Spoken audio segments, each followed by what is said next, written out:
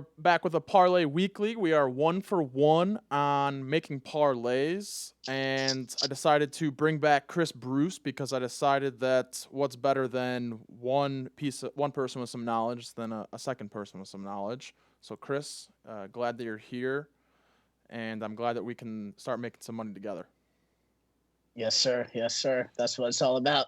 All right, so really fast, we'll show everyone. This is the first 60 seconds is a Cris Bruce rant. It is the one of the best rants that you can get around. Go for it. 60 seconds is on the clock.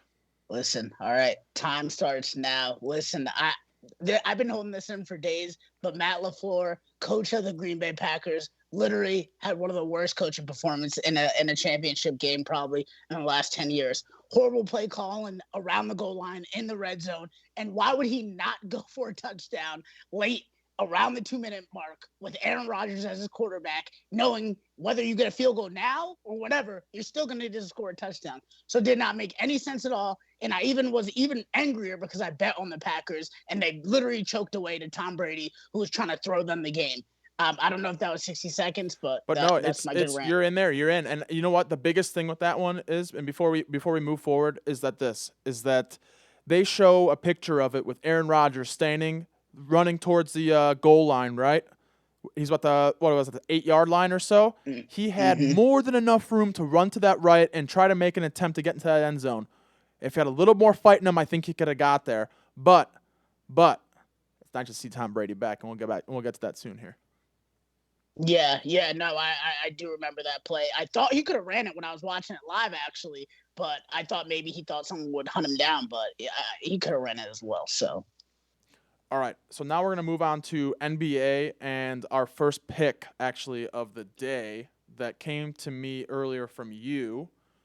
If we can pull that up, let me pull that up. All right, so for the first pick in the NBA draft, first pick. So this is what you sent me earlier, and I really like this one. And I don't know if you want to go behind why you like this one. Yeah, no worries. Well, Joel Embiid has been playing amazing, right? Like just the whole first part of the season. And I think even though the Lakers do, right, have one of the best defensive teams and interior defenders that are big, long, and a few of them that they can throw at them, I still expect them to have a big game because he's really the bulk of the Sixers offense and it revolves around him. So even if he doesn't shoot well, I still envision him getting 25 shots and even some free throws. So I like him to score around 30.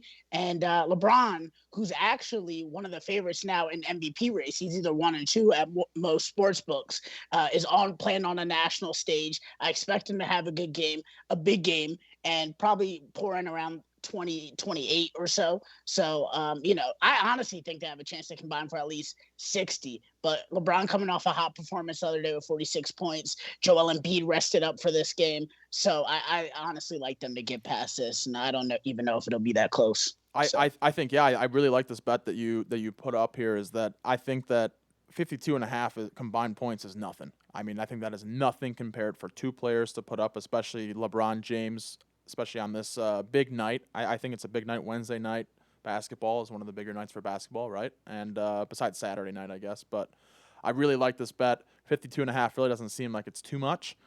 And I really like this one. So now we'll move over to the second one. This was my pick. It was 15 to win 240. It was a plus 1,600 bet. And I thought it was pretty simple. I mean, Ben Simmons, 8 assists plus, LeBron James, 9 plus, right? Those two maybe are the ones that come in a little bit harder. But who knows? Because I know Ben Simmons is more of a passer, correct? Right, correct. Okay, and then I think the ones that are a little tougher is that Seth Curry, is he start for Philadelphia? He does, and he gets a bunch of 3 attempts and wide open attempts. Okay, so all he has to get is 3 of those, and then LeBron for 3. I thought that was a good bet for $15 to win 240. I thought it was a fun little, prop bet. I love prop bets, so I thought that was a really, really good one to go with. Is there anything on there you think that's going to be a struggle?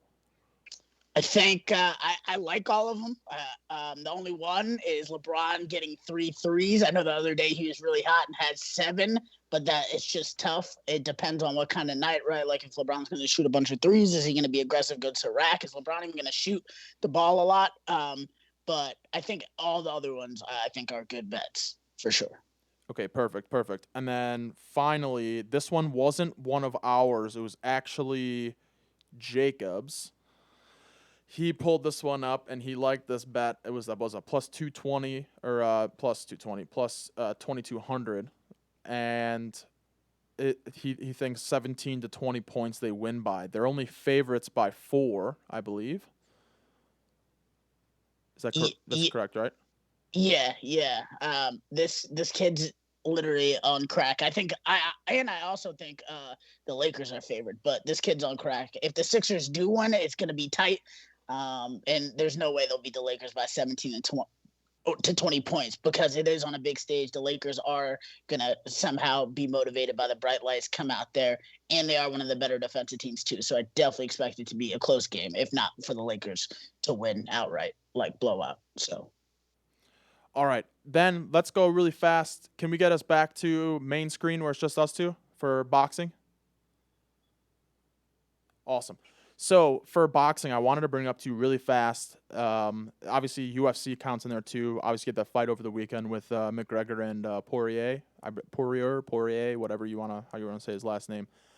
And I thought with boxing was interesting because Jake Paul, he just came out with his fight against I believe it's Ben Askren or Askren. He was a former UFC guy. He's the infamous one that he ran up and he got smacked in the face with a knee in the first 10 seconds or whatever it was of the fight against I think it was Masvidal, and ended up having it like that. So super interesting to see that. And I'm just interested to see and what your thought process is on that boxing with both Paul brothers now doing this almost professionally. Yeah, I think it's interesting. We're seeing a lot of celebrity boxing matches just throughout, and a lot of people getting in the ring.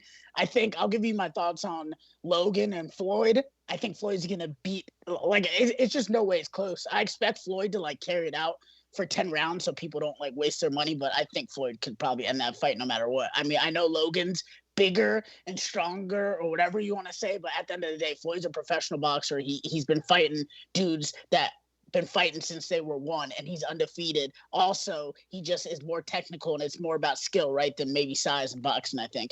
As far as Jake Paul goes, I mean, the guy's a UFC fighter. I mean, he's probably a really good boxer and everything. He probably stands a better chance, but I still wouldn't even get him the edge, right? Because I just think at the end of the day, dudes that's been doing this for years on years, right, has the advantage to someone that just decided to pick up and do this a year ago, right? Jake obviously beat Nate Robinson, but that wasn't really as impressive because Nate Robinson, if you just watched, looked like he didn't even train leading up to the fight. He didn't even look like he knew how to box. Also, Logan Paul has also lost to another YouTuber, KSI, previously. So, I mean, it's a lot harder, right? Especially when you're facing pros, just to think you'll step in there and you'll be able just to beat them up, which is just not true. Yep. Yeah. It's I don't want to spend too much time on it. I just wanted to say that's what popped up in my head. I think with the Mayweather one, I think Mayweather, you're right. I think he's gonna extend it out and make sure people get their money worth. But he'll win points technical. I mean, technically he'll win no matter what. And then I think with the Paul one, I'm interested to see that line open up. That fight's not until April. I'd like to see that line when that opens up and see who the underdog is. I'd like to take the underdog in that one because I've been taking favorites in UFC and boxing lately, and they've not been doing well, especially with that Tyson fight that ended in a tie. So, yeah. All right, so now we're going to move over to Super Bowl, which, boom, we are there. And now for the Super Bowl, I just wanted to bring up to you, you got arguably not arguably, you have the best quarterback to ever play the game against the guy that's going to probably take his place once he retires and become the next best quarterback to ever play the game. Right.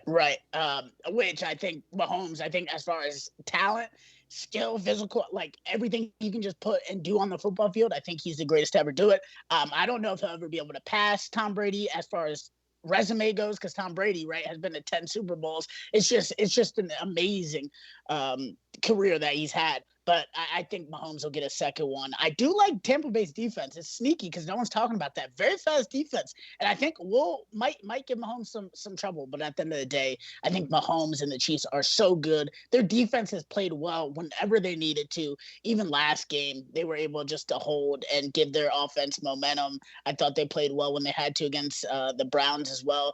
So I do like the Chiefs, but I wouldn't be super fast to write off the Bucks. But I would give the Chiefs probably like a 4 or 5 point advantage. All right, so for the Super Bowl, I wanted to pull this up. Why did that go away? Okay, now I need it like this. What do I do now here? Did I just go like this? There we go. Okay, so 3.5 right now. Or does that say 3.5? Yeah. All right, so 3.5 right now. I think this line was going to move like crazy. Obviously, you have 2 weeks before this game starts, really, or a week and a half now, I guess. I think this line will move. I think it'll probably by Super Bowl Sunday, it'll be at 5. Yeah, I wouldn't be surprised. I mean, we've seen them already play each other earlier in the season, and I honestly think the Chiefs, their offense, I just think the Chiefs are just too good. So I would not be surprised to see it move to 4.5. I would like that. I like that bet with the Bucks at that 4.5. Actually, I think again, just because I took them last time against the Packers, and I thought the Packers were the better team. So I think this one's going to be a little bit different. Obviously, with the props too, my ass is going to be sitting here for a while, sitting there and messing with it. And originally today, I was going to have it where we created a parlay for all of us to have something, but they saw our picks in the very beginning. Those are our picks for the day. So that's where we're at with those, and we'll stay with those. We won't create anything else here. Next time, what we'll do is we'll have it where we'll get another one where we create a parlay together beforehand, and then we'll come together and we'll talk about it. So this time around, we'll just keep up the picks that we had in the very beginning. But yeah, with the Bucks and everything, I recommend people clicking on the props on my main page in the very beginning. It shows through my bookie and it gives me my code. That way you can get some money. I get some money. We all do all the fun stuff. Just remember to do that as well, or use DraftKings if you're in the specific states. All right, now I want to get over to trivia really quick and wrap this sucker up. All right, Chris. So, easy one to start off with. What does the acronym PAT stand for? Point after touchdown. Wrong. Point after attempt.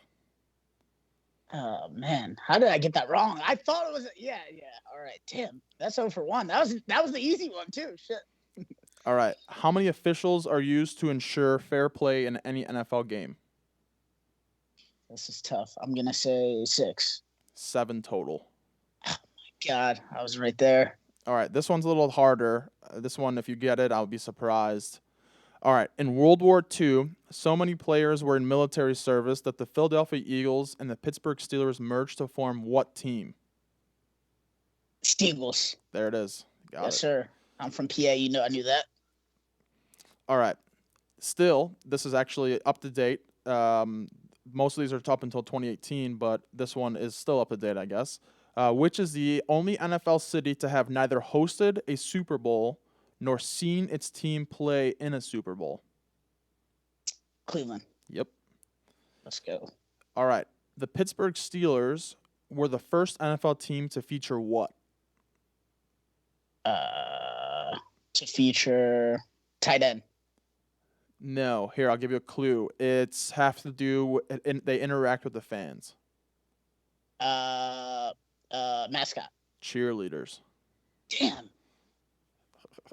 It's all right. All right. Here, actually, this is a college question. What college did Peyton Manning attend? Tennessee. There it is. It's easy. Yeah, there we go. We in rhythm. All right. Which NFL team has the only logo that faces left? Ooh, this is a tough one. I'm gonna say. All right. I'll tell you this. It's in the NFC. Falcons. No.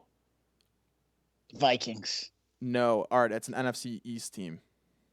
Not the Cowboys. Redskins. Or not the Redskins. Eagles. Yeah. I was trying to think of something that was like a bird or a head or something. So. All right. I got 3 more here for you. This one's a little longer one. There are 3 categories of people allowed to vote for who should win the Heisman Trophy.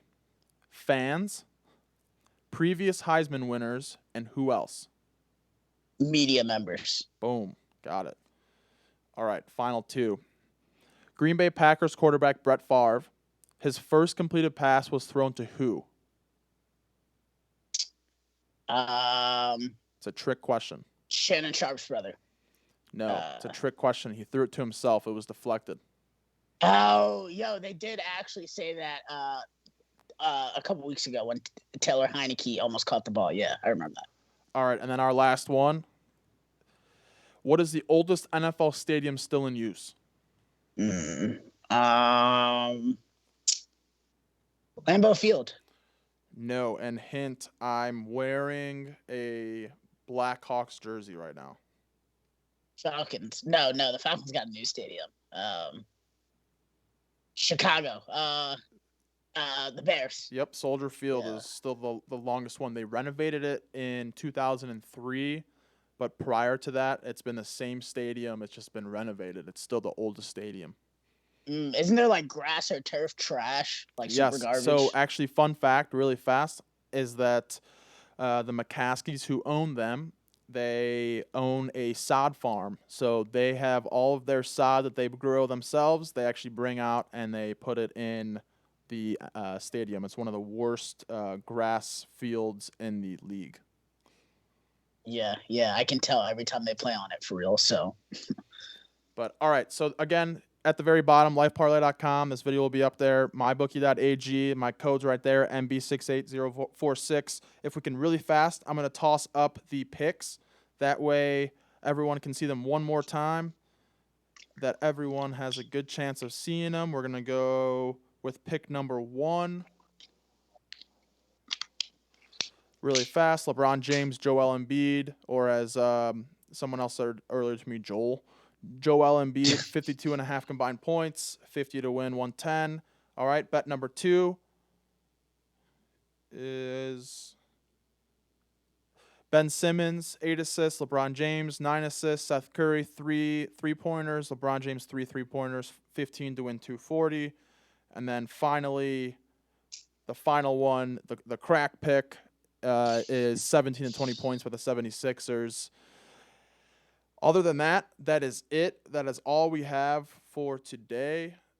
And I appreciate you coming on. We want to keep these short, quick, and the game is tonight. So good luck with that, and good luck with all the bets.